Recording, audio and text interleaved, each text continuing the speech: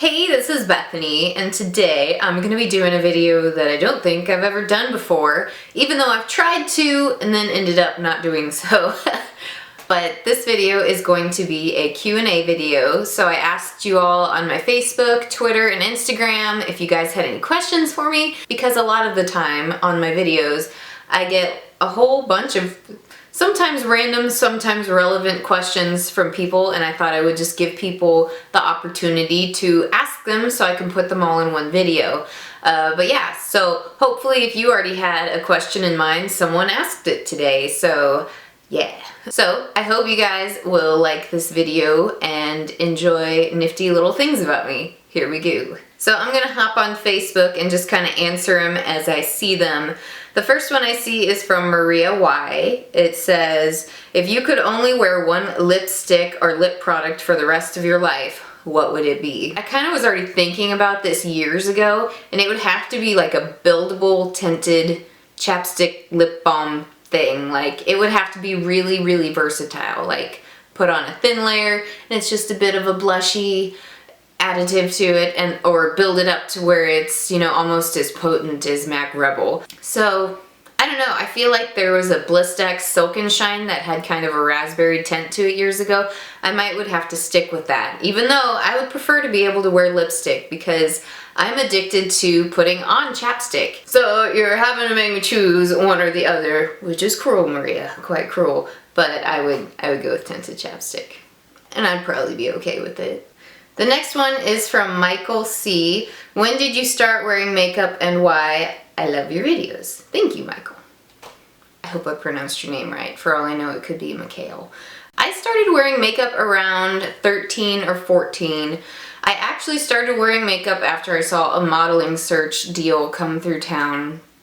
And I convinced my mom to let me go to this modeling convention that had like 50 to 100 agencies and crap like that, and this person there, my mom was opposed to me wearing makeup because she was afraid of me like getting pregnant. That's stupid, but my mom was really paranoid at first in my young life, especially since my chest came in so early. So anyways, I can't remember the makeup artist for the life of me, but he was selling very high-end makeup at a booth there, and I don't even think they carry it anymore, but we actually ordered it through a phone for a couple years of my life because she was so opposed to me wearing like makeup in the drugstore, all the colors, whatever. But it was like this cream, and it was like, I don't know what brand it was, but it was cream, foundation, and concealer all in one. And then it had this one pot that was just like a berry color that you could tint your lips and cheeks with. And that's what I wore on the runway with just a hint of mascara. So after that, my mom kind of let me get into mascara but for like a year or so, it had to be brown mascara. So now you can see it's completely fine. I think my mom thought I was gonna go all out. I'm pretty sure I heard the word look like a floozy thrown around in her fears. So whatever, mama, I look fine. The next question is from Deanna H. What is one movie you could watch over and over again? Okay, I'm gonna have to tell you two because I don't know which one I watch more. I just go through modes where sometimes I want something that's really uplifting and great and makes me almost like tear up, and then I go through modes where I just want something to just mood me out and depress me. So those two movies would be How to Train Your Dragon, the first one, and then Pride and Prejudice. I like emotional roller coasters. And I love the relationship between a boy and his dragon. This next question is from my mom. What is the one hair product and makeup item you can't do without?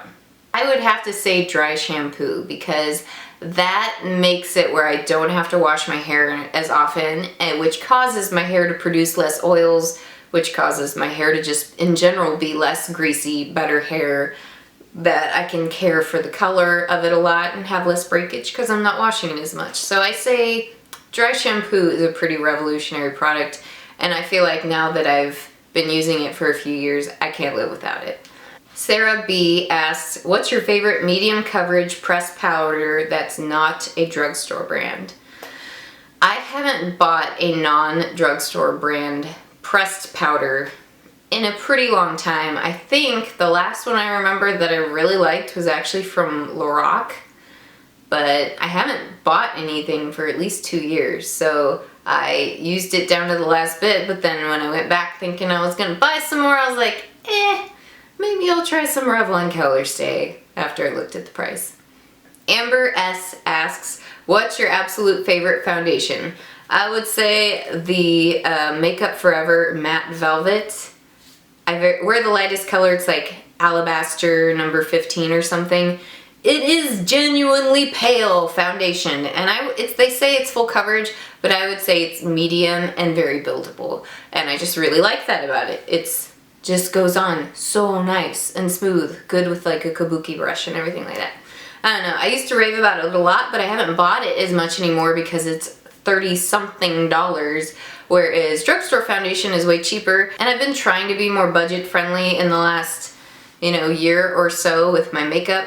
Kind of struggling to do that, so yeah, I would say the Makeup Forever Matte Velvet is a good one, especially if you're kind of oily like myself. So I asked this on Twitter, and the first response I got for a Q&A question was, why you such a fine honey, from Ariel. Thank you, Ariel. You crack me up. The next one from Stacy was, why you so freaking gorgeous? You guys are too nice. I try not to turn into like Phoebe when I get compliments, but they're hard to take. They make me tickle. It's sad. Okay, so the last few questions I got on my Instagram, well, 2 of them are from Alexandria Joy 17. Her first question is, what are your favorite nude, red, and other bold lippies? Well, one of my favorite bold lippies of all time that I already spoke about in my yearly favorites video was the Urban Decay Revolution lipstick in Jilted. That's just a beautiful fuchsia, very cool hued, looks great. Probably on a lot of people, I would figure. Light-skinned to dark, I would just think it would be gorgeous, especially with that blue undertone it's got. Now, I actually intend on doing a video about lippies later, so I'll only mention a few more that I love, but a red that I've been loving a lot in the last year is the Monte Carlo NYX Soft Matte Lip Cream. It is just an intense, beautiful, velvety red. Gorgeous. And I did use it in a tutorial, so I'll probably link it below. And then another one is the shade Stockholm. That is also a NYX Soft Matte Lip Cream, and it's just a nice flattering nude-ish pink.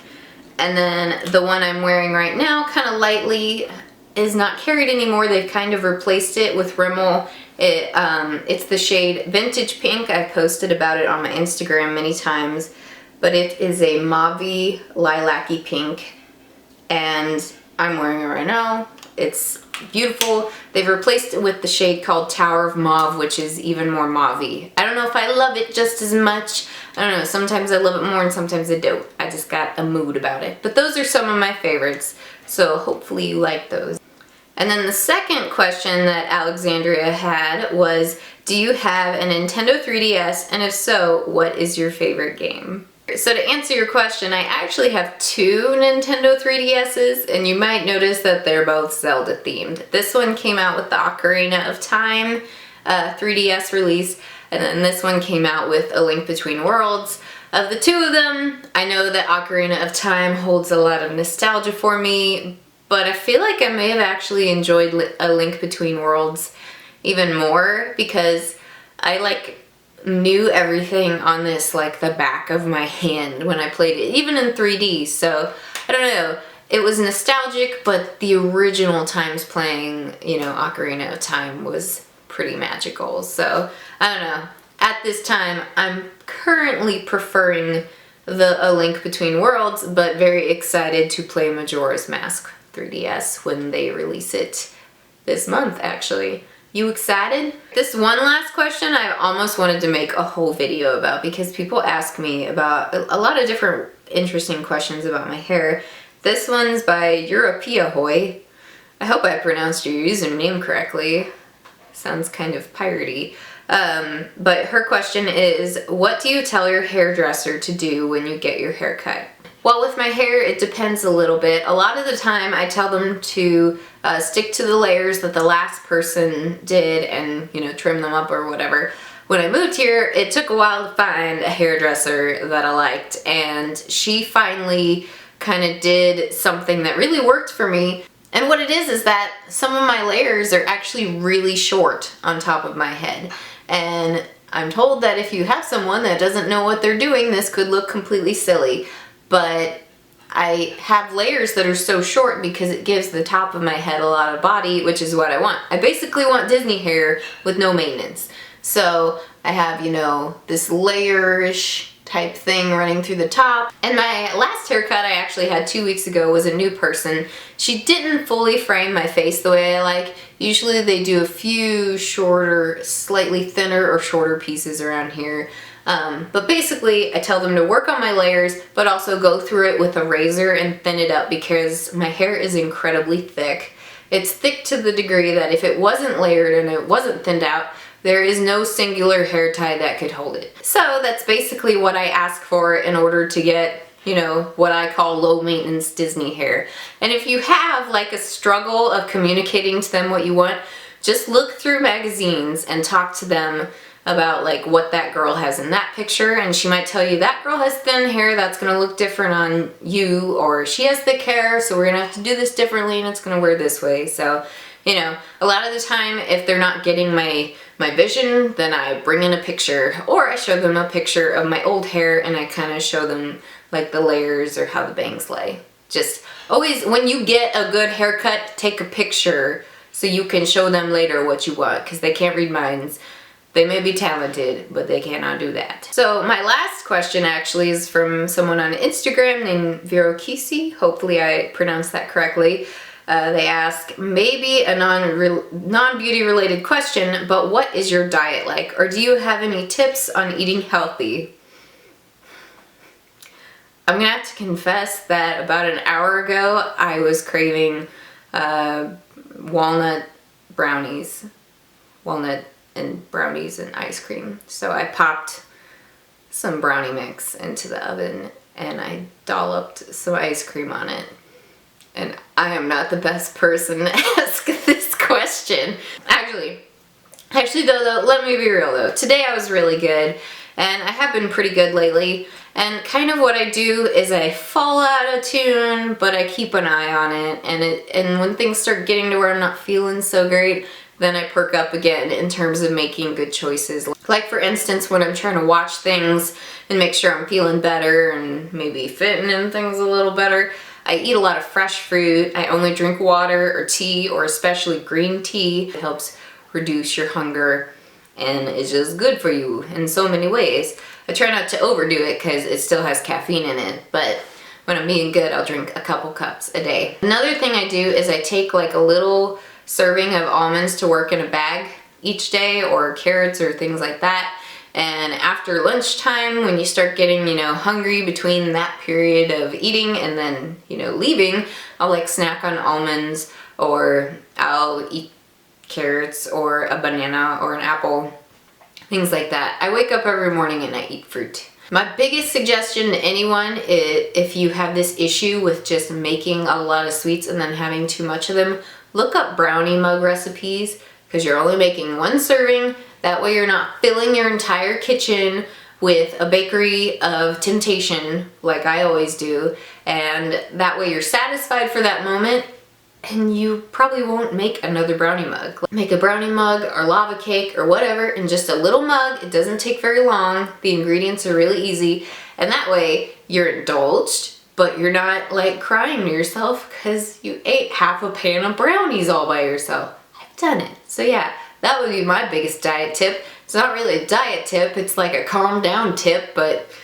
I need to do it. So I think those are all the questions for today. Hopefully you guys got some answers that you were interested in, and if you guys have more questions, then feel free to leave them below and I'll do another video in a week or two.